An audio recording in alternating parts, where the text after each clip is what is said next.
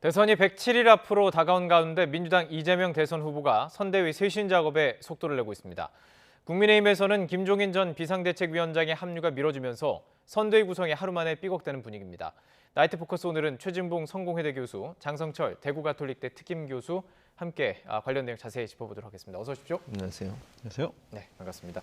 자, 오늘은 여론조사부터 좀 자세히 짚어보는 시간으로 시작을 해보도록 하겠습니다. 여론조사를 통해서 이제 아무래도 그 민심을 사람들이 어떤 생각을 가지고 있는지를 파악하는 시간인데 저희가 그 뉴스를 시작하면서도 이야기했지만 지금 현재로는 지금 양 당의 두 대선 후보의 격차가 사실은 좀 벌어졌었지만 상당히 좁혀진 것으로 나타나고 있습니다. 우선 총평 어떻게 보셨는지부터 궁금하네요. 일단 이제 차이가 많이 줄었죠. 거의 이제 0.5% 차이니까 거의 차이가 없다고 봐야 되는 것 같고요. 예. 지난주에 발표된 것 중에 두 여론조사가 약간의 큰 차이가 있었어요. 네. 한 여론조사는 뭐 한 10% 정도의 차이가 있었던 걸로 나왔지만 또 다른 여론조사는 1% 차이 이렇게 나온 것도 있었거든요. 네. MBS 조사라고 해서. 그래서 그 추이가 일정 부분 이번에도 반영됐다고 보여지는데 기본적으로 이제 국민의힘 같은 경우는 윤석열 후보가 선대위 구성 과정에서 여러 가지 갈등이 지금 노출되고 있는 상황 아니겠습니까? 네. 김종인 전 비대위원장이 들어오느냐 마느냐 문제 가지고 아직까지도 해결이 안 되고 있고 또 새로 영입하는 분들이 올드보이라고 소위 얘기하는 예전에 정치판에서 일했던 분들 여러 곳을 옮겨 다녔던 분들이 들어오다 보니까 신선감이 떨어지는 부분 이런 부분에 대한 실망감이 어느 정도 반영됐다고 보여지고 이재명 후보 같은 경우는 이제 메타버스라고 해서 매주 타는 버스라고 그래서 지역을 순회하면서 접촉면을 늘리고 있어요 지금. 네. 이런 부분들이 지역에 있는 지지를 끌어내는 데 영향을 미쳤다고 볼 수 있을 것 같고요. 네네. 또 민주당의 선대위에 메모드급 선대위라고 출범을 했지만 기민함이 없는 부분에서 반성하고 사과하고 새롭게 출발하겠다고 하는 신선도 이걸 높인 부분 이런 부분들이 국민들한테 어필이 되면서 예. 지지율에 반영되지 않았나 이렇게 보여집니다. 예. 그래 제가 방송 전에 두 분께 여쭤봤잖아요. 여론이 진짜 바뀌는 거냐 아니면 여론조사 자체에 좀 문제가 있느냐라고 질문을 드렸는데 어쨌든 최 교수님께서는 여론 자체가 지금 움직인다라고 보셨습니다. 어떻게 보시는지요? 그러니까 수치는 지켜봐야 되지만 이 지표의 추세 자체는 네. 눈여겨봐야 한다라고 말씀드리고 싶습니다. 0.5%까지 좁혀졌다는 것은 여론이 좀 바뀌고 있는 거 아니냐라고 평가를 해볼 수밖에 없고요. 네. 이러한 상황을 갖고 윤석열 후보 측은 당연히 긴장을 해야 될 것 같고요. 이재명 후보 측은 낙관하지 말고 조금 더 열심히 노력을 해야 되는 것이 아니냐라는 겁니다. 예. 결국엔 선거 진행되다 보면요. 진영은 결집할 수밖에 없습니다. 그렇다면 여론은 상당히 붙을 수밖에 없는 것이고 게임은 이제부터 시작이 됐다라고 말씀을 드립니다. 자, 이제 양 캠프에서 이 여론조사를 분석하고 선거 전략에 이제 사용을 하게 될 것 같습니다. 저희가 이제 미리 좀 그런 것들 짚어봤으면 좋을 것 같은데요. 지금 연령별로 좀 구분했던 그래픽도 한번 보시죠. 연령별로 봐도 지금 이재명 후보의 경우는 40대에서 확 올라갔습니다. 주요 지지층이 이것으로 뭐 결집을 했다 이렇게 분석하는 사람도 있고요. 또 청년을 보면은 청년층에서는 여전히 좀 윤 후보가 강세를 보이는 모습들을 보이고 있어요. 연령층 어떻게 분석하시는지요? 일단 40대 같은 경우는 전통적인 지지층이에요. 이재명 후보와 민주당의 전통적 지지층인데 네. 예전에 좀 빠졌던 이유가 민주당이 실망한 부분이거든요. 예. 아까 이제 기민함이 없다라고 제가 말씀을 드렸고 민주당이 정말 그렇게 거대 여당의 모습이었지만 제대로 하는 일이 별로 없다고 하는 그런 어떤 불평 불만들이 많이 있었습니다. 특히 지지층 안에서 그런 불만이 있었어요. 네. 개혁적인 일도 못하고 그런 부분에서 실망을 좀 준 부분이 있었기 때문에 지지층이 좀 빠져나가는 양상을 보였던 게 40대가 지지율이 빠졌었어요. 근데 그게 다시 회복이 됐거든요. 이건 이제 예. 이재명 후보를 보면서 다시 변화가 될 수 있겠구나 하는 기대감을 보여줬다고 저는 봐요. 그래서 네. 전통적 지지층이 다시 이재명 후보 개인의 어떤 능력이나 자질을 보고서 다시 지지층으로 돌아왔다고 볼 수 있을 것 같고 20대 같은 경우에는 이제 민주당이 실망한 부분들이 아직도 그대로 반영이 되고 있는 것 같아요. 크게 차이가 없거든요. 물론 이제 약간의 변화는 있습니다만 아직까지 윤석열 후보가 조금 더 앞서고 있는 상황을 보여주고 있기 때문에 네. 20대들에 대해서는 이제 현 정부의 부동산 정책이나 이런 부분에 실망한 부분들이 반영됐다 이렇게 보여져요. 그걸 어떻게 그러면 이재명 후보가 넘어서느냐. 예. 또 새로운 어떤 정책적 대안을 내놔서 20, 30대의 지지를 끌어낼 수 있도록 하는 방안을 찾아야 되는 상황이다. 이렇게 예. 분석이 됩니다. 지금 선거 캠프에서는 그러니까 지금 우리를 지지하는 그 연령층은 붙잡고 또 다른 확대를 시켜야 되는 거잖아요. 이제 뭐 이재명 후보 같은 경우는 20대를 노려야 될 것이고 윤석열 후보 같은 경우는 40대를 노려야 할 것이고 어떤 뭐 전략이 있을까요? 이거 뭐 답이 있다면 뭐 이재명 당연히 쉽겠지만. 후보 예. 측은 예. 감성적인 접근을 하는 것 같습니다. 감성 지금 접근. 주말 동안 계속 해왔던 메시지가 뭐냐면 네. 미안하다, 사과한다 이런 거거든요. 예. 그러니까 우리가 기성세대로서 젊은이들의 기회의 사다리를 없애버리고 꿈과 희망을 없애버리고 집값 마련하는 것도 어렵고 내가 졸업해서 취직하는 것도 어렵고 그러한 부분 우리가 정말 어른들이 잘못한 거다라고 계속 사과했어요. 예. 그런 감성적인 접근이 어느 정도 효과가 있지 않았느냐라는 생각이 드는데 기본적으로 20대 같은 경우에는요. 민주당의 전통적인 강한 지지층이었습니다. 지금 보면은 윤석열 후보가 좀 앞서고 있지만 상당히 부동층도 많이 있다. 그래서 이거는 공략하기에 따라서 상당히 다를 수가 있다라고 말씀드릴 수가 있고요. 예. 제가 각 후보 측에 꼭 하고 싶은 얘기가 있습니다. 제가 학교에서 아이들을 가르치면서 물어봤더니 어느 부분이 가장 너희들에게 좀 기분 나쁘냐라고 물어봤더니 돈으로 해결하려고 하는 거요라고 하더라고요. 그러니까 예. 뭐든지 그냥 그래 돈으로 등록금 깎아줄게, 뭐 청년 지원금 좀 더 100만 원씩 더 줄게, 아니면은 재난 지원금 뭐 줄게 이런 식으로 제발 돈으로 우리의 마음을 살려고 하지 말아라. 그냥 우리는 기회의 평등, 어떠한 차별적인 거 없이 기회의 평등을 통해서 결과가 공정했으면 좋겠다.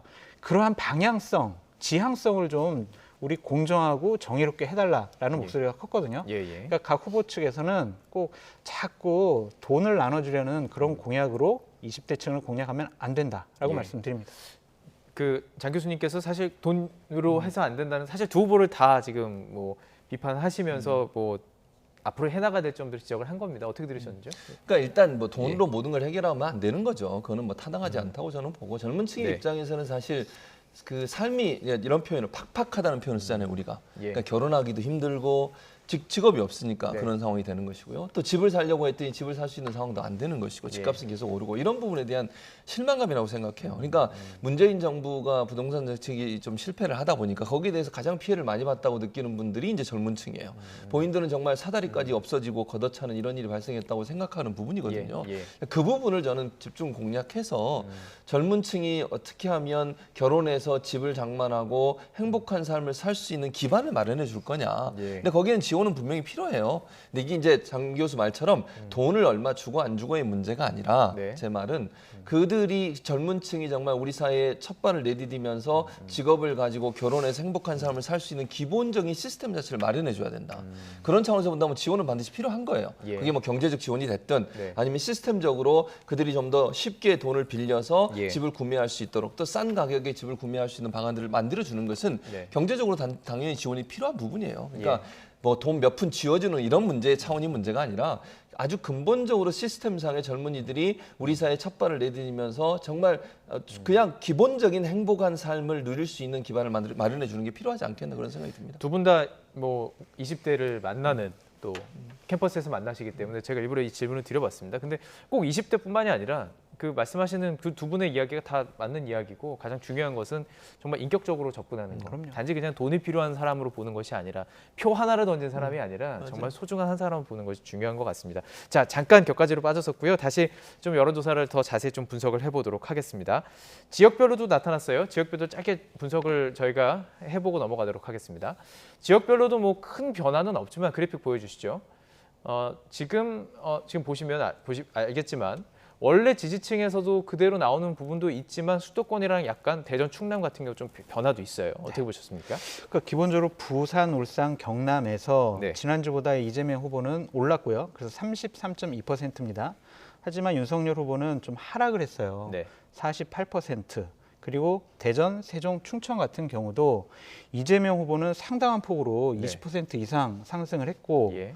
윤석열 후보 같은 경우에는 대략 한 17% 이 정도 하락을 한 것 같습니다. 이것이 과연 우리가 이번 여론조사 하나만 갖고 네. 이 지역의 민심이 바뀌었다라고 할 수는 없지만 이 추세 자체만 본다면은 윤석열 후보 같은 경우에는 저런 하락세를 멈추게 해야 돼요. 예. 저것을 멈추지 않으면 네. 가장 중요한 기반이거든요. PK 같은 경우에 전통적인 기반이고 대전, 세종, 충청 같은 경우에는 기본적으로 윤석열 후보의 부모님께서 예. 충청도 출신이기 때문에 충청도 대망론 윤석열을 통해서 한번 실현시켜보자. 네. 이런 분위기가 있었는데 네. 저런 식의 하락이 나왔다는 것은 다시 한번 선거 캠페인을 캠페인. 다시 예. 한번 살펴봐야 될 것 같다라는 생각이 듭니다. 자, 그런가 하면요. 정권 재창출 여론도 조금 높아졌습니다. 차기 대선 성격조사에서 응답자 46.8%가 정권 교체를 위한 야권 후보가 당선돼야 한다. 이렇게 답을 했고요. 정권 재창출을 위해서 여당 후보가 당선돼야 한다는 응답을 받더니 40.1%로 조사가 됐습니다. 전체적인 흐름이 좀 이렇게 가는 그 모습들이 그대로 나온 거예요. 그러니까요. 저는 그러니까 저렇게 줄어든 거는 상당히 의미가 크다고 봐요. 예. 그 지금까지 계속 윤석열 후보의 지지율이 높았던 이유 중에 하나가 뭐냐면 정권 심판론이었어요. 네. 그게 전체적으로 여론을 주도하면서 국민의힘 제1야당의 국민의힘 후보에 대한 기대감이 있었던 거거든요. 저는 윤석열 후보 개인보다는요. 제1야당에 대한 기대감이 있었다고 저는 봐요. 네. 그러니까 뭔가 정권을 바꿔서 변화를 좀 줘보자. 그러니까 민주당 정부를 지지해줬는데 지금 보니까 여러 가지 이제 마음에 들지 않는 부분이 있고 그런 부분들을 바꾸기 위해서는 제1야당을 지지하자. 근데 후보가 윤석열 후보예요. 그래서 지지율이 저는 높았다고 보거든요. 네. 근데 문제는 뭐냐면 지금 이 이재명 후보가 민주당의 후보이긴 하지만 여러 부분에서 차별화를 이루려고 좀 노력을 하고 있지 않습니까? 변화와 쇄신, 그다음에 반성의 모습 보이면서 예. 민주당이 실패한 부분들 또 현 정부가 잘한 부분도 있지만 부족한 부분들 이걸 바꿔가겠다는 의지를 보여줘요. 그러면 현 정부의 어떤 민주당 정부의 후보이긴 하지만 뭔가 차별화가 이루어질 수 있다고 하는 기대감이 있다는 점. 두 번째는 윤석열 후보 개인에게 이제 집중이 좀 어느 정도 되는 것 같아요. 그러니까 네. 국민의힘에 대한 기대감은 있지만 윤석열 후보 개인이 그럼 대통령으로서의 자격을 갖고 있느냐 하는 부분에서 국민들이 검증이 시작됐다고 저는 봅니다. 그전에는 그런 부분 없이 예를 들면 국민의힘이라고 하는 제1야당의 정권을 줘서 좀 바꿔보자는 의미에서 윤석열을 지지했다고 하면 네. 윤석열 개인의 능력, 자질 이런 부분에 대해서 관심이 좀 더 집중되고 있는 게 아닌가. 예. 그런 점이 저는 윤석열 후보 입장이 상당히 긴장을 해야 되는 상황이라는 생각이 들어요. 왜냐하면 그런 부분들을 제대로 드러내지 못하면요. 예. 처음에 국민의힘을 지지하던 사람들도 윤석열 후보 개인에 대해 실망하게 되면 지지를 처리할 수 있거든요. 그러니까 이게 대선 막판으로 가면 갈수록 인물론이 더 부각될 가능성이 더 높기 때문에 그런 차원에서 윤석열 후보는 긴장을 해야 되는 상황이라는 생각이 듭니다. 예. 이 여론조사가 지금 매주 이어지기 때문에 추이를 관심 가지고 지금 시청자 여러분들께서도 보시면 좋을 것 같습니다. 자, 오늘은 그 여론조사를 좀 짚어보고 이 여론조사가 나오게 된 그 배경 같은 것들이 조금씩 이제 각 당의 상황들을 살펴볼 텐데 여론조사 한 가지 더 보겠습니다. YTN 저희 여론조사인데요. 이거는 이제 민주당과 국민의힘의 그 지지율을 조사를 한 것입니다. 계속 조사를 하고 있었죠. 민주당의 지지율이 2주 연속 상승했습니다. 그리고 4주 만에 30% 선을 회복한 것으로 나타났고요. 반면에 국민의힘 지지율은 좀 하락한 것으로 나타났어요. 뭐 지금까지 계속 해온 얘기랑 비슷한 얘기일 것 같은데요. 어떻게 보셨습니까? 뭐 조정 국면이다라고 말씀을 드릴 수 있을 것 같고요. 예. 기본적으로 오차 범위 내에서의 변동이기 때문에 여기서 어떠한 특별한 특이점을 찾아보기에는 어렵다. 맞습니다. 하지만 예. 기본적으로 국민의힘의 지지율이 좀 하락하고 민주당의 지지율이 높아지고 있다는 추세 자체만 놓고 보면 네. 국민의힘에서 상당히 좀 긴장을 해야 된다라고 말씀을 드려요. 왜냐하면 세 가지 지표가 모두 다 국민의힘이 지금 하락 추세예요. 세 가지 지표. 윤석열 후보 지지율도 하락했죠. 국민의힘 지지율도 하락했죠. 예. 정권 재창출 여론도 하락했습니다. 예. 반대로 얘기를 해보면 민주당의 3대 지표는 상승하고 있는 거예요. 이재명 후보 상승했습니다. 민주당 지지율 상승했습니다. 대통령 지지율도 지금 상승을 하고 있어요. 예. 이런 상황을 보면 이 추세를 끊지 않으면요. 나중 되면은 정말 근접해서 박빙승부로 계속 갈 수밖에 없어요. 지금 정권 재창출이 높고 국민의힘의 지지율이 아직도 민주당보다 10% 높다라고 국민의힘에서는 안심하면 안 될 것 같습니다. 예. 하루속히 선대위 체제를 재정비를 해서 예. 발족을 시켜야 한다라고 말씀드립니다. 지금 몇 가지 지표를 말씀해 주셨는데요. 저희가 지금 나오고 있습니다. 문재인 대통령에 대한 지지율 2주 연속으로 올랐어요. 지금 40%에 육박한 상황인데요. 계속 뭐 비슷한 얘기가 반복될 것 같습니다. 그렇죠. 그러니까 문재인 대통령 지지율이 정권 마지막 말기에 이 정도 지지율이 나오는 것은 상당히 이례적인 거예요. 예. 그만큼 국민들이 문재인 정부에 대해 지지가 높다는 거거든요. 부동산 정책 빼고 나머지 부분에 있어서는 대체적으로 만족도가 높아요.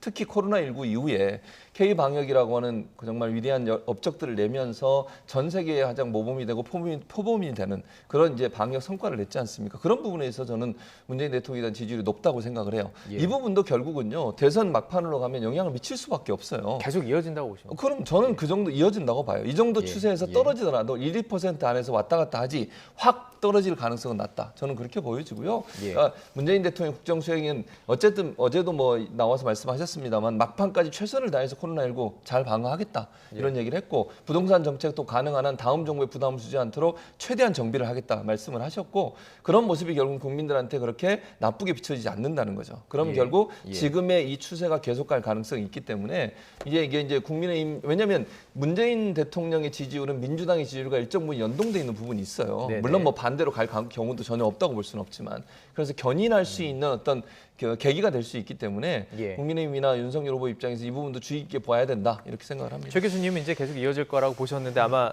장 교수님은 생각이 좀 다른 것 같습니다. 아닙니다. 뭐 이어질 예. 수도 있겠지만 네. 기본적으로 부정적으로 생각하는 분들이 60% 내외예요. 긍정하는 분들은 40% 내외고 부정하는 분들이 더 많다라는 것을 말씀드리고요. 예. 저는 뭐 K방역, 위대한 K방역 때문에 지지율이 좀 높아지고 있다 이렇게 말씀하셨는데 그거보다는 진영으로 이제 확 갈린 것 같아요. 그러니까 진영 민주당을 지지하는 네. 확고하게 지지하는 40% 정도의 그런 세력들이 대통령에 대해서도 지지를 보내는 것이다라고 예. 생각이 듭니다. 예. 우리 편이냐 아니면 상대 편이냐 그런 진영 논리를 갖고 이 지지율에도 반영되는 것이다라고 예. 말씀드리고 싶습니다. 그렇습니다. 지금 뭐 어쨌든 양 당이 그 콘크리트 지지가 있죠. 근데 그것만 가지고는 절대 승리는 할 수가 없습니다. 네. 그렇기 때문에 이제 계속해서 어떤 캠페인이 벌어지고 있는지 그 양 주자들이 어떻게 지금 움직이고 이 시점을 좀 분석해 보도록 하겠습니다. 저희가 영상으로 좀 준비해봤습니다. 함께 보시죠.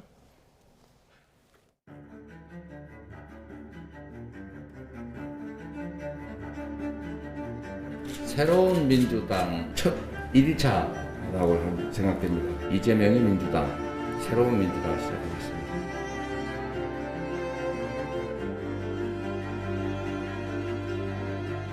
지금 우리 청년들은 실패하고 좌절, 절망의 나락으로 떨어져야 하는 상황을 만들었는 데에 대해서 사과드립니다. 없는 사람, 가난한 사람 좀 살 수 있게 해달라고. 그런 분들의 그 눈물을 제가 정말로 가슴으로 받아 안고 살아가고 있는지 그런 생각이 들었습니다.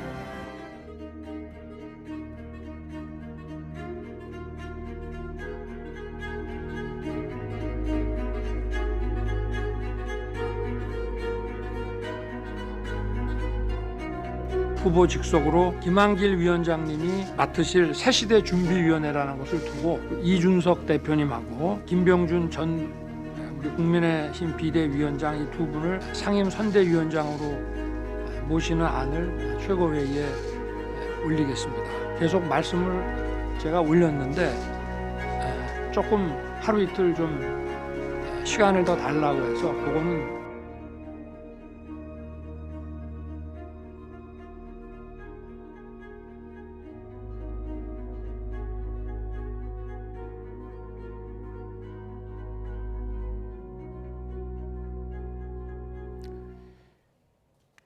네, 먼저 여당 후보인 이재명 후보 지금 현재 어떤 캠페인을 이어가고 있는지 좀 살펴보도록 하겠습니다. 자, 민주당이 이 후보에게 모든 권한을 위임하기로 했습니다. 뭐 이전과 이후 뭐가 달라집니까? 이게 사실 선대위 그러면 뭐 우리 국민들 입장에서는 뭐 하는지 잘 모르잖아요. 네, 그럼 그렇죠. 뭐가 달라지는 건가요? 일단 그러니까 그 전에 선대위는 당위 중심이 됐어요. 예. 그러니까 후보가 선출이 됐지만 후보가 선출되고 나서 잘 아시는 것처럼 이제 이낙연 후보와의 원팀 문제가 약간 이제 갈등의 요소로 비춰지면서 그 부분이 실망을 줬고 그걸 원팀으로 만들기 위해서 당이 전체가 하나 되는 쪽으로 해서 멤버드급 선대위를 출범을 시켰죠. 그래서 당이 중심이 되다 보니까 국회의원들이 대부분 이제 중요 직책을 맡았었지 않습니까, 선대위가. 근데 이제 문제는 뭐냐면 그런 선대위를 만들고 출범을 했는데 실제 성과가 내는 부분은 별로 없었어요. 네. 그 장 교수가 다른 방송에서 그런 얘기를 하던데 횡적으로 너무 많아요. 본부장이 너무 많고 부본부장도 너무 많고 상임선대위원장도 너무 많아요.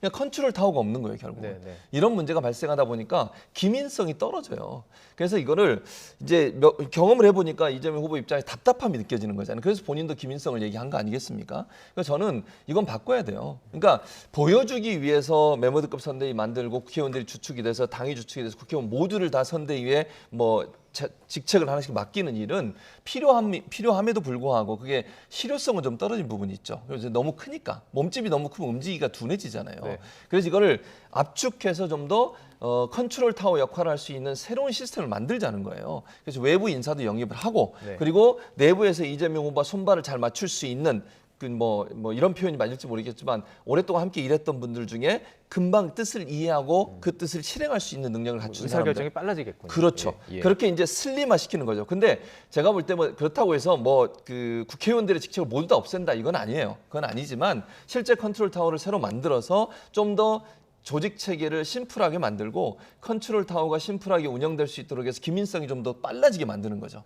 그래서 큰 덩치가 아니라 슬림한 덩치를 가지고 함께 뛰지만 중요한 일을 결정하고 실행하는 그 모든 라인을 좀 더 단순화시키자는 거예요. 네. 그렇게 해서 좀 더 국민들이 체감할 수 있을 정도의 정책적 대안과 그 실행하는 모습을 보여주겠다. 이게 이제 이재명 후보가 얘기하는 내용이라고 볼 수 있습니다. 장단점이 분명히 있을 것 같아요. 의사결정은 빨라지지만 혹은 잘못된 의사결정을 하면 어떡합니까? 그럼. 책임을 지고 예. 믿고 맡겨야 되겠죠. 네. 지금 민주당 선대위의 문제점은 극명하게 저는 두 가지로 말씀드릴게요. 네. 선대위원장급, 뭐 총괄이든 공동이든 상임이든 선대위원장이 12명이에요. 그리고 선대본부장, 공동이든 상임이든 그분이 7명이에요. 예. 이게 말이 됩니까? 지난번 2017년도에 문재인 대통령의 선대위에는요, 총괄 선대본부장 딱 한 명이었어요. 송영길 지금 현재 대표. 예. 그 밑에 부실장 한 명 딱 있고요. 예. 선거대책위원장도 2명 있었어요. 그런 거 보면 얼마나 지금 비효율적이고 무책임한 선대위인지 극명하게 알 수가 있고요. 예. 예를 하나 들어볼게요. 지난주 목요일 날 그때서야 민주당 선대위에 있던 공보단하고 대변인들이 처음 회의를 했대요. 모여서. 이게 말이 됩니까? 출범한 지 한 3주 만에? 네네. 그렇고 김혜경 여사가 이게 다쳤잖아요. 예. 그랬을 때 당에서 빨리 여러 가지 사실관계를 밝혀줘야 예. 불필요한 소문이 안 났는데 봐보세요. 아침에는 오전 내는 이게 저 이해식 그 비서실장이 그냥 산책하다가 김혜경 여사가 좀 낙상한 것 같아요라고 확인되지 않은 사실을 본인들이 먼저 얘기했어요. 예. 예. 그러니까 이상한 소문이 막 났고 오후 관리가 4시에서야 안 되네요. 예. 네, 오후 4시에서야 그때서야 늦게 그냥 공식적인 선대위 차원의 성명이 나갔단 말이에요. 이런 비효율적이고 무책임한 그러한 선대위는 빨리 고치는 게 맞다. 왜 그렇게 된 건가요? 네? 왜 그렇게 된 거라고? 보세요? 용광로 선대위 만든다고 그런 예, 거죠. 예. 모든 통합형 선대위를 만들자. 그래서 예. 다 들어와라. 예. 뭐 정세균 후보를 밀었든 이낙연 후보를 밀었든 다 그냥 선대위원장 자리 줄게. 예. 이런 식의 용광로 선대위인데 예. 온도도 높이지 못하고 식어버렸다. 예. 그래서 빨리 스마트한 선대위를 만들어야 한다라고 예. 결심한 것 같습니다. 뭐 잠시 뒤에 국민의힘 얘기를 하겠지만 국민의힘도 뭐 참고할 부분이 분명히 있을 것 같습니다. 네. 자, 그래서 1일차입니다. 새로운 민주당 1일차라고 지금 부르고 있는데 이재명 대선 후보 청년들을 가장 먼저 만났습니다. 발언 준비해봤습니다. 청년들은 이제 미래의 주역이 아니라 현재의 주역이 되어야 됩니다. 그리고 실제로 현재 주역으로 서서히 부상하고 있는 것 같습니다. 역사상 가장 취약한 계층을 만들어 버린 점에 대해서 다시 한번 사과드리고 또 무한 책임을 느낍니다. 저와 우리 민주당 깔끔한 회초리를 맞을 준비가 되어 있습니다. 저를 끌어안고 우시는 분도 계셨습니다. 없는 사람, 가난한 사람 좀 살 수 있게 해달라.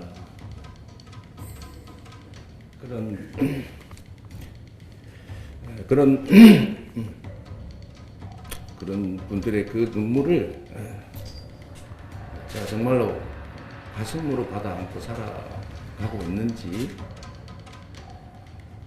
그런 생각이 들었습니다. 자, 저희가 전해드린 이 내용에 사실은 일단은 다 담겨 있는 것 같아요. 이 첫날부터 앞으로 어떻게 일단 움직이겠다라는 게 담겨. 사과를 했고 청년을 만났고 눈물도 보였습니다. 그렇습니다. 물론 이게 뭐 분석을 해야 되기 때문에 좀 그 사안만 가지고 좀 분석을 해보도록 하겠습니다. 그러니까 앞으로도 계속 이런 흐름으로 가겠다라고 지금 보이는 거죠. 그렇죠. 그러니까 실제 사실은 민주당이 국민의 목소리를 들어야 되는 거잖아요. 네. 사실은 정치적인 판단보다 국민들이 정말 민주당이 뭘 원하고 있고 차기 대선 후보에게 뭘 원하고 있는지 하는 부분들에 대해서 네. 듣겠다는 거라고 저는 보여요. 오늘 이제 네 분 뭐 워킹맘도 오셨고 청년도 오셨고 예비 신혼부부도 오셨고 이런 분들이 오셔서 네. 본인들의 이제 필요들, 아픔들 또 요구사항 이런 걸 얘기했잖아요. 그걸 듣는 자리였어요. 예. 예전에 선대위 보면요 파란 옷 입고 전부 국회의원들 앉아가지고 회의하는 장면이었잖아요. 예. 근데 저런 모습은 사실 뭔가 새로운 시도를 하고 국민과 직접 소통하는 그런 캠프가 되겠다고 하는 선대위가 되겠다고 하는 그런 모습이라고 저는 보이지거든요. 예. 청년 창업자의 모습도 듣고 또 얘기도 듣고 저런 모습의 경우는 앞으로 이재명 후보가 지향해가는 그런 이제 선거대책위원회 모습이라고 저는 봐요. 그건 예. 저는 잘했다고 봅니다. 저런 부분들이 계속 반복돼야 되고요. 예. 더 적극적으로 듣는 마음을 가져야 한다고 보고 또 현장에 가서 뭐 아까 울먹하는 부분도 나왔는데 사실 가서 실제 시장에서도 울먹거렸어요. 예. 근데 그 할머니가 연세가 많으신 분인데 시장에서 이제 장사를 하시는 90대가 분이에요. 넘으신 분이라고 그런 분이에요. 하는데요. 그분이 예. 와가지고 예. 손을 잡고 정말 힘들고 가난한 사람들 잘 살게 해달라. 예. 근데 저는 충분히 그 이재명 후보가 공감했다고 생각해요. 왜냐하면 예. 본인이 그런 삶을 살았잖아요. 정말 어렸을 때 힘들고 어려운 삶을 살았기 때문에 예. 가난하고 힘든 사람들의 고통을 체험했었고 그걸 이제 그 할머니를 만나서 얘기 들으면서 옛날 생각도 하고 본인도 그런 얘기 하더라고요. 어머니가 생각나서 눈물이 났다. 예. 돌아가신 어머니가. 그래서 저는 울컥하는 저 모습을 보면서 이재명 후보가 얼마나 옛날에 그 자기의 삶을 반추하면서 네. 힘들고 어려운 사람을 위해서 어떻게 일해야 될지에 대해서 깊이 공감하는 시간이 아니었나 이런 생각이 듭니다. 메시지를 이제 던지고 있는 거죠. 네. 청년을 향할 것이고 듣겠다. 그리고 실제로 듣는다에 대해서 뭐 SNS 댓글 다 읽겠다라고 얘기를 하고 있습니다. 그만큼 이제 뭐 민심과 함께 가겠다 이런 의미로 지금 분석을 해주셨는데요. 예. 그러니까 후보가 시간이 많으면 댓글을 다 읽겠지만 시간이 없어요. 이거는 그냥 상징적인 말씀이다라고 제가 말씀을 드리고요. 네. 이번에 컨셉을 보면 좀 감성적인 접근을 하겠다라는 것 같습니다. 예. 미안하다, 잘못했다.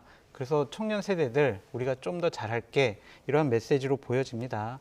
울컥하셨고 여러 가지 좋은 얘기를 많이 하셨지만 저는 좀 진정성 있는 모습을 보여달라라고 다시 한번 말씀드리고 싶습니다.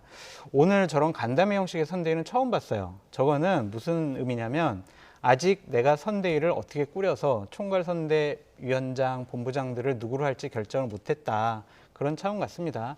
저런 새로운 시도는 좋지만 계속되지는 않을 것 같아요. 왜냐하면 여야가 아침에 저런 선대위원회 회의를 통해서 네. 서로 메시지도 내고 상대방 공격도 하는 그러한 시간이거든요. 저런 선대위는 이제 이번으로서 마지막이지 않을까? 한두 번 뭐 더 하면 했지. 예, 예. 저런 간담회 같은 경우는요. 그냥 한번 모여서 간담회 한번 하면 돼요. 예. 그러니까 새로운 것을 한번 차별화하는 형식의 선대위를 모습을 보여주고 싶어 한 건데 예, 예. 과연 계속될지는 좀 의문입니다. 계속해서 이제 앞으로 중요한 의사결정들을 해나가야 되기 때문에 이런 모습들은 또 보이기는 어렵을 것으로 보이고요. 자, 그런가 하면 이제 민주당의 움직임을 좀 보면요. 윤 후보 측의 공세휘를 좀 높이고 있습니다. 지금 아예 국회에다가 천막 제보센터를 아예 운영을 하고 있고 그리고 지금 오늘 또 제기된 의혹에 대한 것은 윤석열 후보 장모 손자에 대한 또 부분들이 나왔더라고요. 어떤 내용인가요? 예. 어떤 내용이냐면 이제 예. 잘 아시는 것처럼 윤석열 후보의 장모가 예. 이제 의료 건보공단의 요양급여를 잘못 부정으로 수급했다는 게 문제가 됐고 예. 재판에서 이제 유죄 판결을 받았지 않습니까? 그래서 이제 건강보험공단에서 요양급여를 환수를 하는 작업에 들어갔어요. 예. 근데 이게 요양급여 비용을 환수를 결정했다고 하는 내용이 이 이제 장모에게 윤석열 후보 장모에게 통보된 게 1월이에요. 1월. 올 네. 1월. 네. 근데 그 1월에 통보되자마자 20대 외손주 2명에게 시가 20억 원 상당의 부동산 지분을 증여했다는 거거든요. 그러니까 네네. 민주당이 의심하는 건 이런 거예요. 그거 혹시나 환수되거나 아니면 이제 추징 보전되는 것을 막기 위해서 일부러 자기 재산을 외손자들에게 증여한 거 아니냐. 라고 지금 의혹을 제기하는 거예요. 물론 뭐 예. 사실관계는 따져봐야 되겠죠. 근데 예. 시점상으로 보면 요양급여 비용의 환수 결정이 건보공단에서 내려진 이후 직후에 네. 이런 행동을 했기 때문에 예. 그런 점에서 본다고 하면 이 윤석열 후보 장모 최모 씨가 일부러 좀 추징당하는 걸 피해보기 위해서 여손자 2명에게 20억 원 안팎의 부동산 지분을 증여한 거 아니냐 예. 이렇게 이제 문제를 제기하고 있는 거고 지금 본부장이라고 얘기하잖아요. 그래서 본인 부인 장모 이 세 축에 대한 어떤 제보들을 민주당이 계속 받겠다고 얘기를 하고 있는데 이거는 이제 저는 이렇게 생각해요. 지금까지는 이재명 후보가 직접적으로 윤석열 후보를 문제를 제기하고 이랬던 부분을 분리시킨다고 보거든요. 예. 민주당이 그 일을 담당하고 이재명 후보는 비전을 얘기하고 미래에 대한 어떤 제도나 아니면 정책을 얘기하고 비전을 얘기하는 그런 쪽으로 아마 업무 분담을 한 게 아닌가 이렇게 보여집니다. 예. 마찬가지로 이제 윤석열 후보 측도 대응을 하고 있습니다. 뭐 전혀 그쪽이 아니라는 것을 얘기하고 있는데요. 어떻게 반응했죠? 예. 이양수 대변인 같은 경우에는 공동 보유하고 있던 토지 일부를 외손주에게 증여세 모두 납부하고 증여했다. 결국 법을 위반한 것은 없다. 그냥 합법적으로 했다라고 주장을 하는 거죠. 이것은 의혹을 제기하고 의혹에 대해서 해명을 했으니 조금 더 언론의 취재라든지 아니면 다른 쪽의 문제 제기를 통해서 확인돼야 될 사안 같고요. 네. 저는 이제 시작이 됐다라는 생각이 들어요. 저도 그 생각했습니다. 이제 네거티브 서로 싸움. 공방이 이어지겠죠. 네, 예. 그렇죠. 이제 특히 민주당 같은 경우에는 지지율이 아직 윤석열 후보한테 지고 있기 때문에 결국에는 네거티브 유혹을 떨쳐버릴 수 없을 거예요. 네거티브 선거를 통해서 본인의 지지율을 올릴 수는 없지만 상대방의 지지율을 끌어내릴 수는 있습니다. 그런 다음에 우리 최 교수님께서 말씀하셨던 것처럼 당에서는 정책과 비전을 통해서 뭐 승부를 보고 예. 이재명 후보도 똑같은 정책과 비전으로 승부를 보면 예. 자신들이 역전도 가능하다라고 생각하는 것 같은데 예. 여당이 먼저 저런 식의 진흙탕 싸움, 네거티브 싸움을 한다는 것 자체가 잘못됐다. 하려고 해도 사실관계를 좀 정확하게 좀 파악을 하고 예. 싸움을 걸어라라고 말씀드리고 싶습니다. 그러니까 네거티브 공방. 그러니까 이제 그 말씀하신 것처럼 약간 그 후보들은 정말 정책과 비전으로 나아가고 당에서는 어떤 뭐 네거티브 공격을 할 것이 있으면 공격을 하고 대응을 할 것이 이렇게 있으면 대응을 하고 이런 모습들이 이제 이루어질 것으로 보이기 때문에 제가 이제 취재하게 됐다는 말씀을 한 것이 드렸고요. 자, 이제 이재명 후보 측을 살펴봤으니까요. 윤석열 후보 측을 좀 살펴보도록 하겠습니다. 민주당은 그러니까 이제 당이 쇄신하는 그 선대위를 쇄신하는 차원이었다면 지금 국민의힘은 선대위를 지금 꾸려야 되는 상황이잖아요. 이게 좀 진통을 겪는 모습들이 있습니다. 먼저 윤석열 후보 오늘 당 최고위에서 회의를 주도했습니다. 주도한 것은 처음인데요. 어떤 발언을 했는지 이 내용도 듣고 계속 이야기 가겠습니다. 당 선대위와 좀 별도로 후보 직속으로 그 김한길 위원장님이 좀 맡으실 새시대 준비위원회라는 것을 두고 한번 이 정권 교체에 동참하는 분들을 또 이분들과 함께 우리 선거 운동을 해보려고 하는데 이 새시대 준비위원회가 어느 정도 규모가 될지 아무래도 뭐 우리 당 선대위보다야 훨씬 규모가 작겠습니다만은 하여튼 이 구성과 그 활동 상황에 대해서는 정기적으로 우리 최고 회의에 여러분들과 함께 공유해 나가도록 이렇게 하겠습니다. 당 대표이신 이준석 대표님하고 또 김병준 전 우리 국민의힘 비대위원장 이 두 분을 상임 선대위원장으로 모시는 안을 최고회의에 올리겠습니다. 그리고 김종인 총괄 선대위원장님께서는 계속 말씀을 제가 올렸는데 조금 하루 이틀 좀 시간을 더 달라고 해서 그거는 본인께서 최종적으로 결심을 하시면은 그때 올리도록 그렇게 하겠습니다. 예, 이게 지금 무슨 얘기냐면 이제 선대위를 꾸리는 과정에서 사실 키는 지금 김종인 총괄 선대위원장입니다. 네. 이제 모시고 싶은 거죠, 측에서는. 근데 그 과정 속에서 조금 잡음이 들리는 것 같고 오늘 지금 YTN 단독 보도에 따르면 일단은 패스를 하고 발표한 것에 대해서 상당히 좀 화를 냈다라는 얘기인데 좀 취재하신 게 있다고요? 많이 심기가 좀 불편하신 것 같아요. 예. 여러 가지 처음에 윤석열 후보를 만나서 앞으로 선대위는 좀 이렇게 꾸려갔으면 좋겠어요. 이런 사람들 한 10명 정도 선대위에 좀 들였으면 좋겠어요. 라고 했는데 예.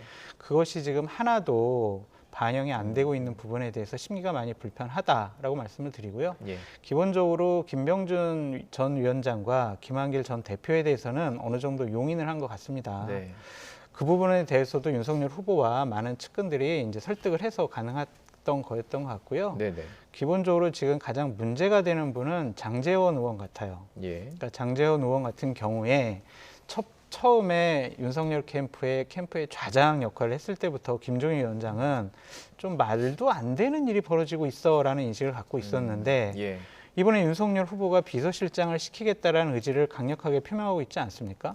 그 부분에 대해서는 최후의 마지노선 같아요. 못 예. 받아들이겠다라고 생각을 하시는 것 같아요. 예. 그것이 본인이 비대위원장 시절에 장제원 의원이 나를 공격했기 때문에 나는 장제원이 싫어. 그러니까 비서실장 시키면 안 돼. 선대위에 들이면 안 돼. 이런 차원의 문제가 아니라 예. 장제원 의원이 과연 선거를 치르는 데 있어서 예. 도움이 되느냐 안 되느냐 그런 차원으로 접근을 하고 있다라고 말씀을 하신 것으로 들었습니다. 예. 장제원 의원을 계속 윤석열 후보가 고집을 하면 예. 김종인 위원장이 이번 선대위에 참여 안 하는 것도 이상하지가 않다. 라고 말씀을 드릴 수가 있습니다. 이상하지 않다 정도로 말씀을 해주셨습니다. 어떻게 전망한지도 궁금해요. 일단 장제원 의원은 어쨌든 아들 그 논란 때문에 일단은 내려왔었던 부분이고, 그래서 혹시라도 젊은 층에게 부정적인 영향을 줄 수 있기 때문에 지금 만류한 것으로 좀 전해지고는 있는 상황인데, 만약에 윤석열 후보가 밀어붙인다면 지금 말씀하신 것처럼 완전히 틀어질 가능성도 있다고 보시는 그럴 거예요? 가능성을 전혀 예. 배제할 수 없죠. 전혀 이상하지 않다는 표현을 썼다잖아요. 예. 그 말은 뭐예요? 그럴 수 있다는 거예요. 그게 전혀 그렇게 행동하는 것 자체가 이상하게 느껴지지 않을 정도다. 그러면 자연스러운 행동이라는 거잖아요. 네. 그럴 가능성이 저는 충분히 있다고 봐요. 장제원 의원은 잘 보세요. 본인이 경선 과정에서 스스로 물러났어요. 왜 그랬습니까? 본인의 아들 문제가 논란이 돼가지고 국민 젊은이들로부터 얼마나 비판을 받았습니까? 특권 의식. 사실 지금 현재 뭐 윤석열 후보가 늘 주장하는 게 본인은 공정, 정의 이런 거 얘기하잖아요. 특권 의식 내려놓겠다고 얘기를 하고 네. 모든 사람이 평등해야 된다고 얘기하고, 그런데 장제원 의원의 아들은 어쨌든 본인은 그렇게 생각하지 않을 수 있지만 국민들이 볼 때는 그렇게 여러 번 그런 음주운전을 했음에도 불구하고 처벌이 제대로 이루어졌느냐. 이번엔 물론 이제 제대로 재판 중이죠. 처벌이 이루어졌지만요. 예. 네. 이런 부분에 대해서 국민들은 분노할 수밖에 없어요. 저렇게 계속 반복적으로, 일반인이 과연 저렇게 반복적으로 계속 저런 행동을 할 수 있을까? 불가능하다고 저는 보거든요. 예. 그러면 만약에 지금 이제 경선 끝났으니까 내가 국민의힘 후보 됐으니 이제는 내가 원하는 대로 쓰겠다? 국민의 생각과 좀 격리된 거 아닙니까? 좀 동떨어졌다고 저는 보여요. 그게 지금 20대를 끌어안아야 되는 상황에서 저렇게 행동하는 것이 도움이 안 될 거라고 저는 봅니다. 김종인 전 비대위원은 물론 그 부분이 전체는 아니더라도 그 부분이 저는 일정 부분 반영됐다고 봐요. 이준석 대표도 반대하지 않겠습니까? 그런 상황이라고 하면 윤석열 후보가 물론 최종적으로 본인이 결정하는 거지만 네, 네. 이 김종인 전 비대위원장이나 윤석열 후보의 이준석 대표의 말도 저는 예. 들을 필요가 있다고 생각해요. 예. 본인의 판단이 항상 옳은 건 아니잖아요. 그런 부분에 있어서는 일정 부분 좀 이렇게 협력이 필요한 상황인데, 제가 볼 때 예. 윤석열 후보 입장은 장제원 의원에 대해서 너무 신뢰가 깊은 것 같아요. 예. 그러다 보니까 그런 부분들을 쉽게 포기할 수 없는 상황이 되고 그게 갈등의 요소로 작용하지 않을까 하는 생각이 듭니다. 근데 좀 결론적으로 말씀을 드리면은요. 어쨌든 대선은요 후보 중심이에요. 그러니까 윤석열 후보가 대선 후보가 됐습니다. 예. 김종인 위원장 같은 경우는 정권 교체를 위해서 윤석열 후보를 돕겠다고 했잖아요. 본인이 윤석열 후보를 설득을 했는데 윤석열 후보가 그걸 안 받아들이면 그것을 김종인 위원장은 좀 받아들여야 된다고 생각을 해요. 어차피 윤석열 후보 중심으로 예. 선거를 치를 수밖에 없다면 그분의 뜻을 뭐 어느 정도 반영하고 수용하는 게 맞다고 보여집니다. 그리고 김종인 위원장 스스로도 나는 선대위에 절대로 가지 않겠어. 이런 생각은 아니거든요. 예. 지금 필요 없는 사람, 좀 불필요한 사람, 좀 도움이 안 되는 사람을 좀 정리해달라는 차원이기 때문에 네네. 근데 그 사람조차도 윤석열 후보가 저한테는 좀 필요한 사람인데요 라고 하면 김종인 위원장이 좀 고집을 꺾고 예. 윤석열 후보에게 합을 맞춰주는 것도 옳다라고 예. 말씀드립니다. 어쩌면 이 문제를 해결하는 그 모양들을 보면서, 해결되는 그런 결론들을 보면서 윤석열 후보의 어떤 리더십도 뭐 가늠할 수 있는 그런 부분이 되지 않을까라는 생각도 듭니다. 그리고 오늘 있었던 일인데요. 오늘 이재명, 윤석열 후보가 TV조선 포럼에 참석했죠. 이 과정에서 조금 해프닝이 있었다고 해요. 윤석열 후보가 프롬프터, 그러니까 저희가 방송을 할 때 앞에 이렇게 내용들이 이렇게 올라옵니다. 저희 같은 경우는 뭐 지금 뭐 짧게 뭐 이렇게 키워드도 있고 한데 그게 지금 작동이 안 됐나 봐요. 침묵이 좀 있었다고 하던데. 그러니까요. 저는 이게 참, 저는 윤석열 후보한테는 이게 큰 어떤 아픔이고 또는 약점이 될 거라고 봐요. 그러니까 이런 거잖아요. 두 명이 비교가 되잖아요. 이재명 후보가 먼저 연설하고 윤석열 후보가 두 번째 연설을 했잖아요. 그러면 이재명 후보는 원고도 없었어요. 원고 없이 올라와서 프롬프트라고 하는 게 이제 화면에 어떤 내용들이 쭉 뜨면 그걸 보고 읽는 거거든요. 예. 보통 아나운서들이나 이제 방송 진행하는 분들이 그걸 보고 읽는 경우가 있는데 그걸 지금 윤석열 후보는 그걸 보고 읽으려고 준비하고 있었는데 그게 안 떴던 것 같아요. 프롬프트가 뜨지 않으니까 예. 한 2분 정도, 약 2분죠. 약 2분 동안 아무 말도 않고 서 있었어요. 그냥 방송 사고 아닙니까 저거는? 방송사에 주최한 행사였고 방송이 되고 있는 상황인데 이재명 후보는 원고 보지도 않고 화면만 보고 카메라만 보고 본인이 할 얘기를 다 마쳤어요. 그 준비된 후보의 모습을 보여준 거잖아요. 반대로 윤석열 후보는 프롬프트가 없으니까 아무 말도 못하고 가만히 서 있었어요. 국민들이 볼 때 윤석열 후보가 검찰에서만 오랫동안 생활하시고 대통령 후보로서의 자질과 능력이 있느냐 하는 부분에서 의문이 생기지 않겠습니까? 아니 2분, 뭐 3분 이 정도의 즉석 연설도 할 수 없고 예. 그런 상황도 안 된다고 하면 프롬프트에 의지해서 대통령 후보라는 분이 말씀을 하신다. 과연 저분이 대통령 후보로서 앞으로 정책이나 아니면 국정 운영에 대해서 어느 정도 생각을 갖고 계신지 의문이 생길 수밖에 없어요.